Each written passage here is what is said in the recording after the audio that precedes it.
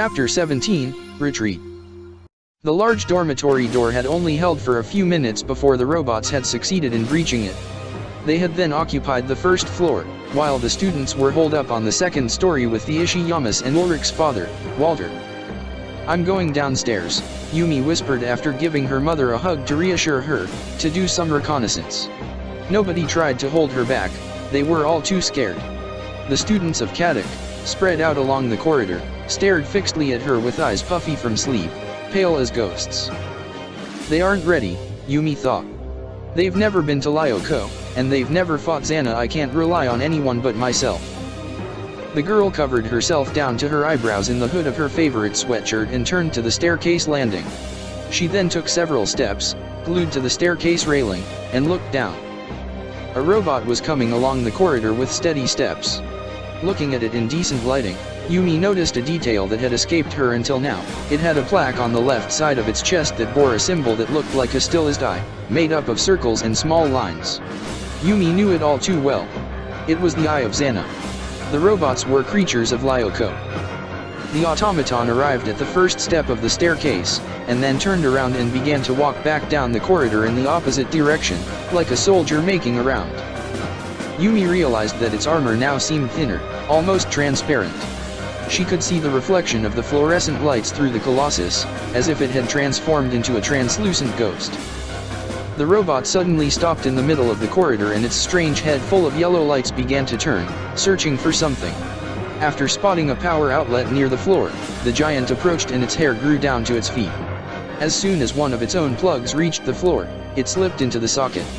A yellowish electric charge jolted through the robot, which immediately began to look more solid. Yumi smiled. So these monsters had a weakness. They needed electricity. And she knew exactly where the school fuse box was, in the basement of the administration building. She had to tell Odd and Richard. An iron hand smashed through the door of Professor Hertz's office. It wavered for an instant, then drew back, grabbing the handle and trying to turn it. Locked. "Oh no, Odd murmured. "It's all over." He and Richard were alone in the room. His father and the professor had already sought refuge in the science laboratories. But the boy had insisted on stopping off at the office. He wanted to make sure the code-down dossier was safe. Pressing the folder overflowing with papers against his chest, Odd began to tell himself that, all things considered, this probably hadn't been a very smart idea. "How are we going for bombs?" he asked Richard. "We've only got one smoke one left. Take it and get ready." Since it wasn't possible to open the door in a more polite manner, the robot decided to use a more hasty method. An armored humanoid launched itself into the frame, causing some bits of plaster to fly from the wall. With the second body slam, the door was projected inside the office, landing with a crash in the chaotic mess of magazines and scientific contraptions. 3 robots moved in through the door. They were so close that Odd could count their bolts. The boy ordered Richard to open fire and sprung at his enemies. The air filled with a dense smoke that made Odd cough as he gripped the dossier and lowered his head. But he ended up running into something, making a low dong noise. One of the robots seized him by the neck, grabbed the file from his hands and threw Odd into the hallway wall. The boy fell to the floor, winded. He saw Richard exit the office on all fours between the legs of a robot that was twice as tall as him. "Let's get out of here, come on," he said while helping the boy up. But, the dossier, Odd couldn't tear his gaze away from the battered office door. The 3 giants destroyed everything in the room, the red lights on their helmets visible through the dark smoke. At that moment, Richard's phone began to ring. The boy picked up and silently listened for a few seconds. "Change of plans," he said to Odd after hanging up. "Show me how to get to the basement." Yumi reached her parents, breathless from her turbulent run. "Come this way," she said quietly. "They're gathering at the foot of the staircase and will be here soon." "What weapons do we have?" Walter Stern gestured to several objects they had arranged on the floor: baseball bats, tennis rackets and red and blue tubes full of chemical mixtures prepared by Hertz. They also had another compound bow like Jim Morales's and some 3-kilogram medicine balls resting against the wall. Yumi sighed, took the bow and tried to pull the string. It was very hard. "Wait," Jim said, approaching her. "If we alter it here and here, we can reduce the strength and make it easier to use." The girl thanked him and turned to her parents. Gather the other students at the end of the hallway. Jim, Walter, and I will stay here and try to defend everyone. We can help you, her mother protested. Yumi shook her head. You need to comfort the students, they're very scared. Walter, please go to Ulrich's room. You should find the weapons he uses for training under his bed, bamboo swords for kendo, nunchakus and other such things. Jim, come with me to Jeremy's room. If I remember correctly, he should have a good selection of electric cables and other things in his closet that should be useful. Yumi surprised herself. She had taken control naturally and she was now giving orders to teachers and the other adults. But this was just as well, because she knew Xana and how to fight him. The aluminium bow in her hands, she began to run towards her friend Jeremy's room. Richard observed and raised an eyebrow. And you're planning on getting through the wall of robots with that? With that, and my innate agility, Odd said with a sarcastic smile. The boy finished filling the plastic bucket with detergent, and then used the dishcloth to stir the mixture of water and soap. He and Richard had crossed the ground floor of the building without any problems, and then almost made it down into the basement, but there was a small group of robots blocking the passage, causing them to hide in the first room they had come across, the broom cupboard. Odd took the soapy water, turned the door handle and stuck his head out. At the end of the long hallway was the metallic door that led to the Caddick basement. And that's precisely where the three enormous robots were positioned. They weren't doing anything in particular. They were all simply standing motionless in front of the door. The cables on the head of one of them were so long that they snaked along the floor and, yes, it plugged into one of the nearby power sockets. That must give it quite a recharge. Richard, who was behind him, had taken two brooms and was brandishing them like dual lances. Odd smiled at him and nodded. He exited his cupboard refuge. The robot's metallic helmets immediately turned in his direction. The one that was connected to the power socket unplugged its cable from the wall and its hair became disorderly yet again. Odd held his breath before releasing everything he had, screaming Bonzai at the top of his lungs. He ran along the corridor like a man possessed, bucket full of soapy water in one hand and dishcloth in the other, Richard hot on his heels. The robots began to walk slowly towards him, their knight-like armor gleaming. Odd ducked, bent his knees, set the bucket down on the black and white flagstone floor and then turned it upside down, emptying all the water onto the floor. Now, Richard, he shouted. Skaaaaaaah. He let go of the bucket and grabbed the dishcloth with both hands, holding it right in front of him. As soon as he made it to the large puddle of water on the flagstones, he let go of it, sliding feet first towards the door, like a soccer player trying to steal the ball from the opposing team.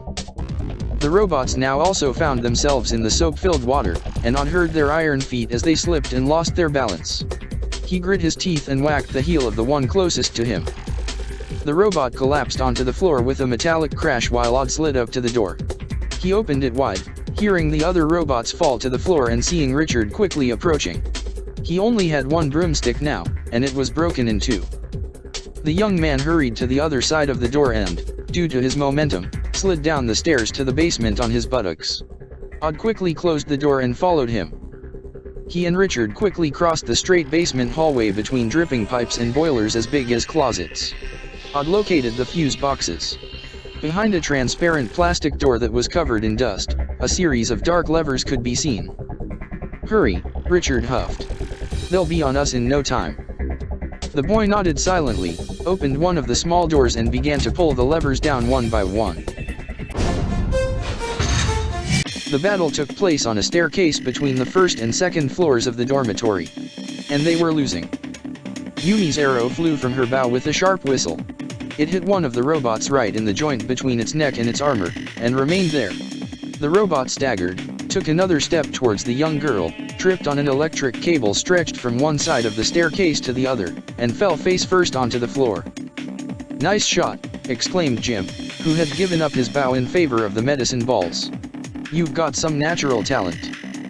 Unfortunately it won't be enough, Yumi responded with a half smile. There are too many of them. And it was true. Although, as the girl had predicted, each shot they landed on the giants made them more and more transparent, the army of enemies was too large. Evidently, They consumed energy in maintaining their solid forms during battle, but each time a robot was about to become invisible, it retreated to the back of the group to plug itself into an electric socket, and another would immediately take its place. The robots had slowly begun to gain ground. They climbed the stairs while avoiding the cables stretched across some steps, just like the rest of the traps they had prepared. Each time they drew closer to the desks Jim and Walter had positioned at the top of the stairs as a last line of defense. Yumi loosed another arrow, then reached into her quiver. Her fingers grabbed at nothing, until they finally found a thin aluminium rod. The girl stopped to glance over her shoulder. It was the last one. She had run out of arrows. "How are our munitions holding up?" she asked. "We're almost fresh out, I'm afraid," Walter panted in her ear. Yumi shot her final arrow. She then dropped the bow and turned, searching for a new weapon. She found a pair of Ulrich's nunchakus abandoned on the floor.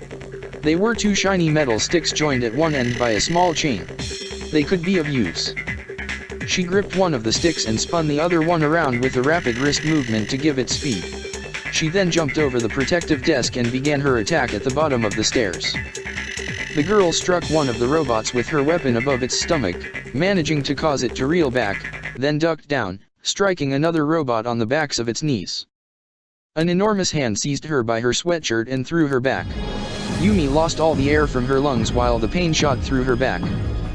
She tried to get up. She heard Jim shout, before a deafening detonation filled the air, hurting her ears. It was a gunshot. Walter had taken out his gun. Yumi increased her grip on her nunchaku to whack the hand of the robot before it could grab her again, then heard another detonation and flattened herself against the wall so Walter could more easily miss her. However, a fist struck her side and the nunchaku slipped from between her fingers, falling to the floor with a dull noise. She was disarmed. The girl prepared to fight with her bare hands. And that's when the lights went out. The basement was plunged into complete darkness. Odd and Richard applied themselves to the task, first disconnecting the main current and then blocking the switches to the emergency generator, and everything else they had unearthed there. They couldn't see any further than the tips of their noses, but no robot had come down to capture them, which was undoubtedly a good sign. "Do you have a lighter?" Odd asked. "No, but I have my phone." After a few moments of silence, Richard sighed. "It's no use, I can't find it. It must have fallen out of my pocket during the fight against those monsters." "Don't worry, I've still got mine," said Odd. They heard a click, and he could then finally see Richard's pale face, illuminated by the white splendor of his phone's screen. "You okay?" the boy asked him. "It's nothing, but thanks. Looks like we won." "Yeah." Guided by the weak light of his telephone, they retraced their steps and made it back to the corridor. That had not long since been infested by robots. Silence reigned, and the place seemed completely deserted. "They left," Richard commented, incredulous. Odd looked for Professor Hertz's number in his contact list. He quickly spoke with her. A hard battle had taken place in the science laboratories. Principal Delmas had suffered a head injury and needed an ice pack, but nobody had been seriously hurt. The robots were retreating. Yumi had been right, without electricity, the cowards were forced to flee. Too exhausted to jump for joy, Odd and Richard left the building. It was a humid and cold night, and the air was thick with fog. It was the first time he had seen the school in such a way, with no lights, not even in the main buildings. They walked slowly along the path between the trees that led to the dormitory and came in through the main door, which the robots had broken down, leaving it lying warped on the floor like a pile of iron and bits of shiny crystal. "I hope everyone's okay," thought Odd. He and Richard climbed the stairs and reached the first floor. There were signs of battle everywhere, power sockets torn from the walls, traces of chemical substances all over the place and broken down doors, creating a desolate image. In one corner was a trampled pink shirt, abandoned alongside a pair of mismatched socks. But there were no more robots there, and that was the most important thing in the end. The two boys then began to hear voices, murmurs, crying, off whispers. "Hey!" Odd called. He sped up his pace. He and Richard hurried up the stairs leading to the second floor. They had to dodge around a barricade of tables, two of which had been broken in half. They then saw lights, lighters, matches, mobile phone screens. He shouted again. "Is everyone okay?" A shadow dashed towards him. It was Yumi, looking unkempt and with a serious scratch on her face, slowly covering her cheek in blood. "You did it, Odd," the girl said. She leapt onto him and took him in her arms. Epilogue. The crystal cradle dominated the center of the plaza, close to the fountain. Inside, Eva Skinner seemed like some sort of post-punk sleeping beauty. Her hair and makeup had been done with such precision, her blonde hair framed her face, fuchsia surrounded her eyes, and crimson red covered her lips. She was wearing leather bracelets on her wrists and a jacket, both covered with roses whose stems formed electric guitars, the Subdigitals logo. Jeremy removed his gaze from the gleaming crystal and turned towards Ulrich. "What do you think we should do now?" "I don't know. Try to wake her up." Jeremy sighed. His friend was totally right. They certainly couldn't leave her here. But a part of him wondered what good it would do at the end of the day. For the moment, Eva was safe, peacefully asleep. Once she was awake, what would they do? They couldn't return to the real world, unless Hannibal Mago wanted them to, but the boss of the terrorists surely had other things on his mind for the time being, between the army of robots, Xana, and everything else. The boy pressed his hands against the crystal bubble and tried to push it with all his might, but it wouldn't budge. The cradle didn't have a single edge and met in perfect unity with its base, which supported it like the trunk of a tree. Ulrich tried to help him, and they gasped for breath as they worked together for several minutes. "We won't get anywhere this way." Jeremy got to his knees, feeling more constrained in his elf tights, and began to study the cradle from all angles. The transparent crystal became more and more opaque as he approached the base, becoming a bluer shade.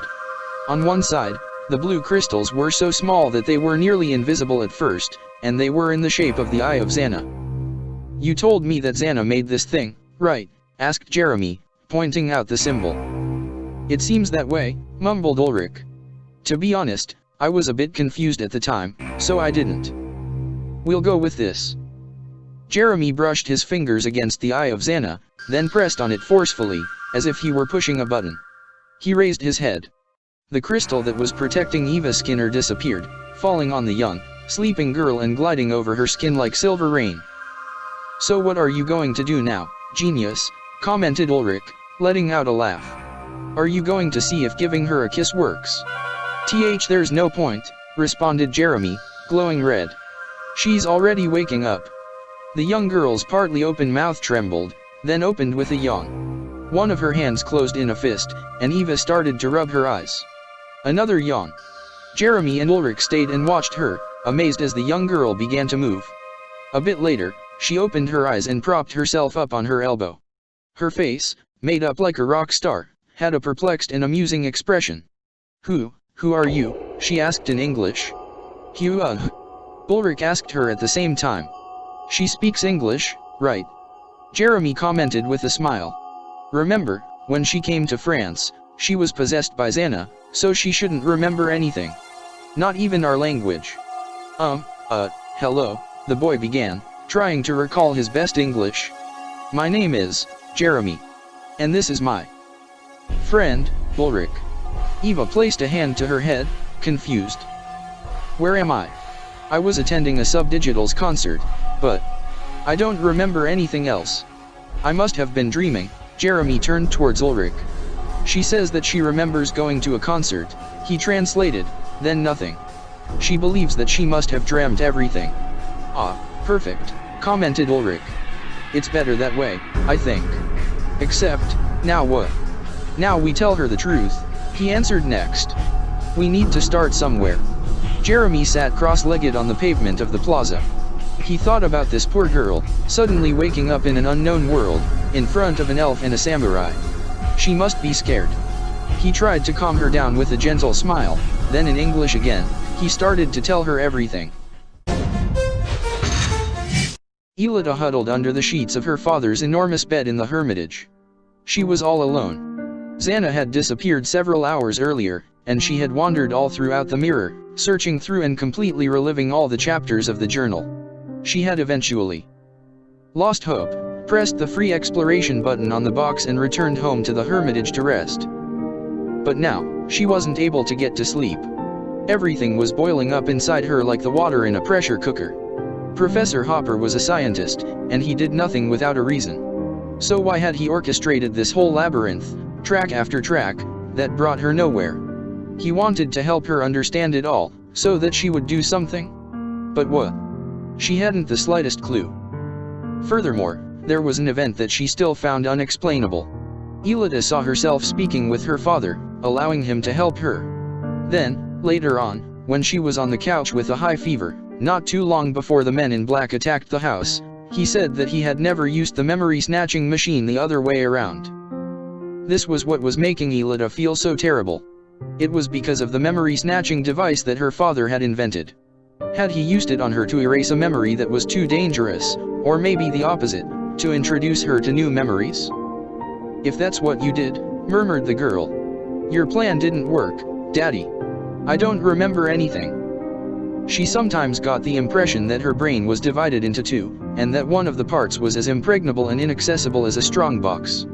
Ever since Jeremy had woken her up from her slumber on Lyoko, Aelita had been the victim of constant amnesia attacks. Her memories slipped through her fingers like water. The young girl continued to turn in bed. Her father's room was submerged in darkness, the windows opened to let in the stuffy summer night breeze. Aelita was 10 years away from her friends, and the real world. What were Jeremy and the others doing right now?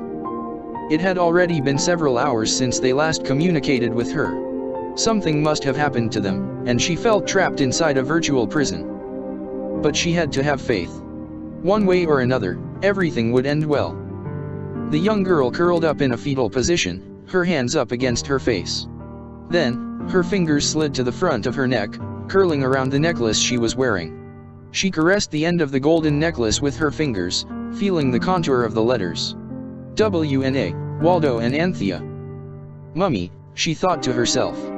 You'll see, I'll manage to find you one way or another, and we'll be together again, and we'll become a family again. On this thought, she finally managed to find her way to sleep.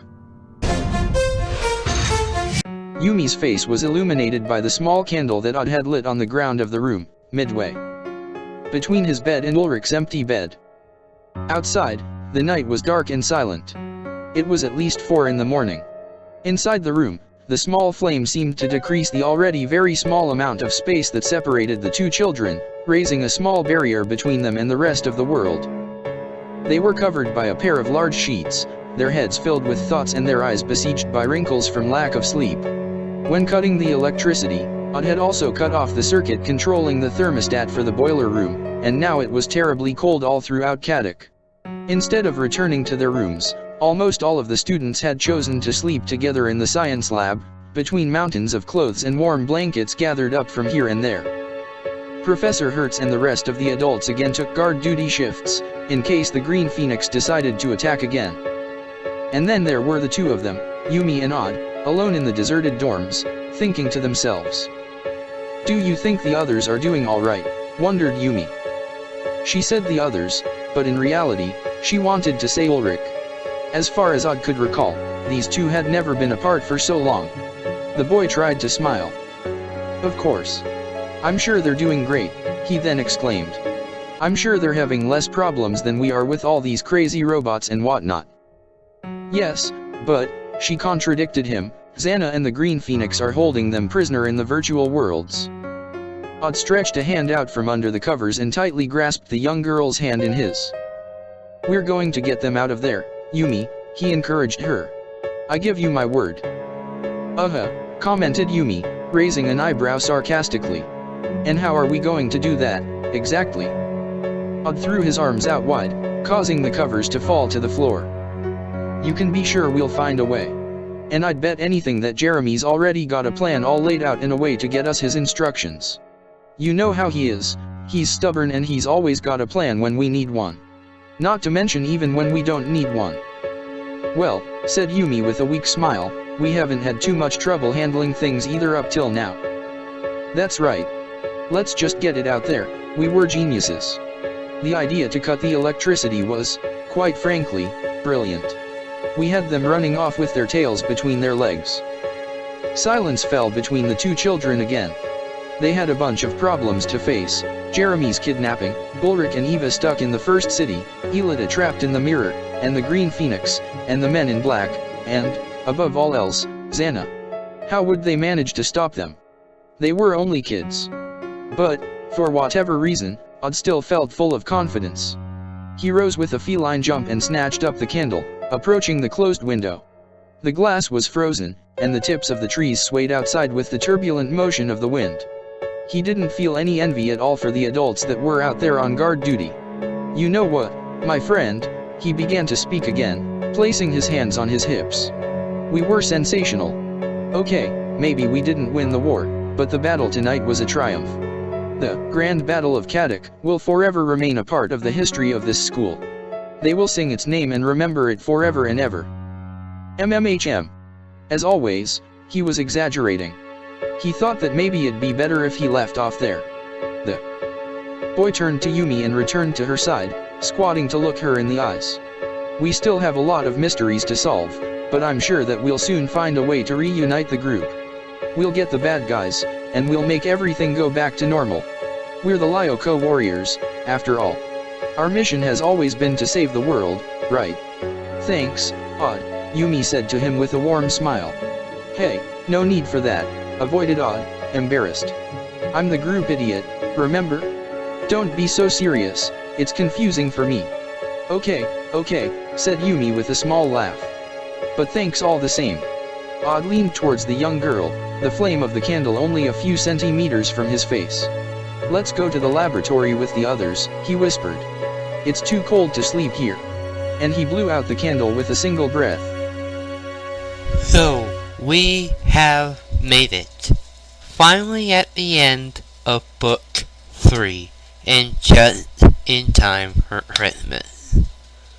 So many things have happened in this installment, such as lots of virtualization action, world building, and exploration. We finally found out who was actually behind the creation of Lyoko and the supercomputer, who the Green Phoenix was. Finally, a lot of closure as to what actually happened, and a lot of surprises, such as find out who Mrs. Hurt really was, as to the discovery of all the parents being behind the creation.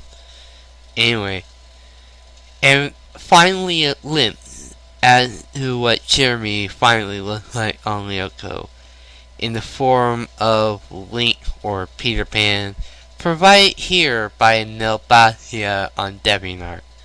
So, anyway, I'm hoping that I might go back and redo the earlier episodes before I make book 4. I don't know. Something about the earlier episodes before this point just kind of feel extremely lazy. So, at some point, I'll have to go and re-record and mass edit the first 2 installments. So, what else? I don't know.